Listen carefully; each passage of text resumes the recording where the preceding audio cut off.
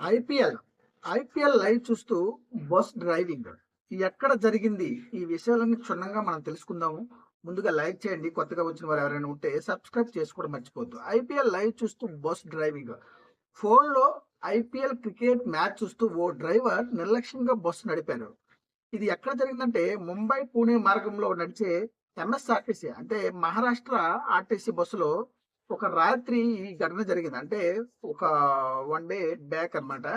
So, జరిగింది. ఓ ప్రయాణికుడు దీన్ని video తీసి సోషల్ మీడియాలో పోస్ట్ చేశారు. ఆ వీడియోలో ఏ విధంగా ఉందో ఒకసారి చూడండి. ఈ పక్కన నేను చూపించడం జరుగుతుంది. ఒకసారి చూడండి. సో, చూసారు కదా!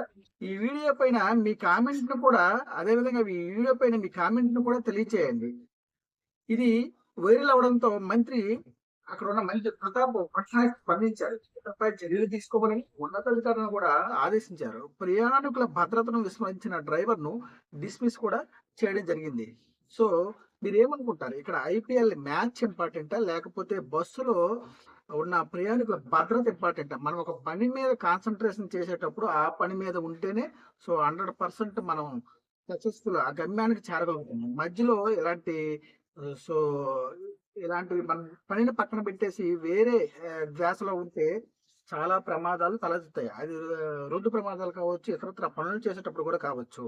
సో, దీనిపైన ఈ వీడియో పైన మీరు కామెంట్‌ని కూడా తెలియజేయండి. అదేవిధంగా ఐపీఎల్ మ్యాచ్ వచ్చింది.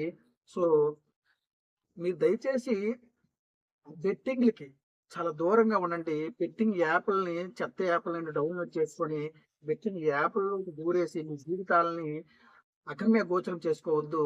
సో, మీ పైన ఎన్నో కుటుంబాలు ఆధారపడతాయి. ఐపీఎల్ బెట్టింగ్‌లకి, అదేవిధంగా బెట్టింగ్ యాప్‌లకి, పనికిరాని లోన్ యాప్‌లకి చాలా దూరంగా ఉండండి.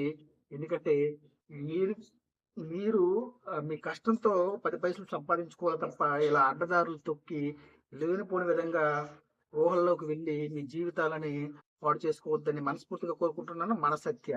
ఈ వీడియో పైన మీ కామెంట్‌ని పూర్తిగా తెలియచేయండి. సో, ఇది సరైన పద్ధతా కాదా ఆ డ్రైవర్ చేసిందని చెప్పేసి మీరు కామెంట్ కూడా తెలియచేయండి. సో, నేనేమైనా మర్చిపోయి ఉంటే మీరు కామెంట్ కూడా తెలియచేయండి.